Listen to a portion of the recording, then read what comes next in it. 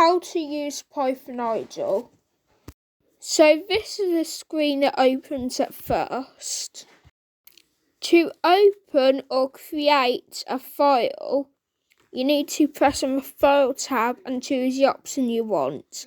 But if it's your first time using Idle, choose the New File one. And then, if you create a new file, or to save an existing file, do what you normally do with File and then choose it. So now that you're on a Python project, let's explore some of the features. So there's an edit tab with stuff like undo and redo, and also stuff like copy and paste.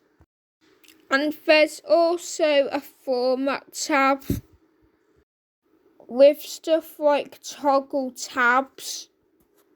There's also a run one which I'll come to later.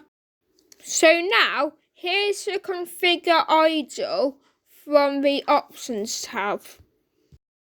You'll probably be familiar with this if you've watched my other videos, but still, here's me changing my font and text color. And there's also a show code context option,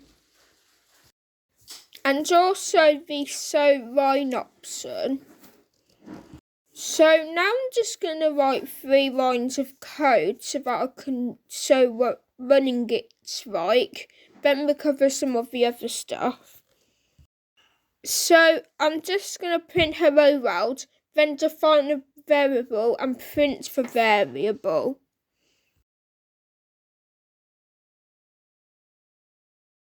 So now I'm going to press run module and save a file.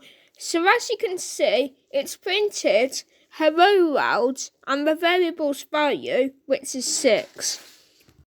And now there's the window and help tabs, but there's not really anything in the window tab. So there's a bunch of stuff like the about idle option. So as you can see, if I print on Python docs, it will come up with the Python documentation, which is on the official website. And there's options for all the different updates like 3.11 and 3.12. So now here's the about idle. And now there's also the idle documentation. So it's just a bunch of stuff about menus and stuff, nothing really interesting.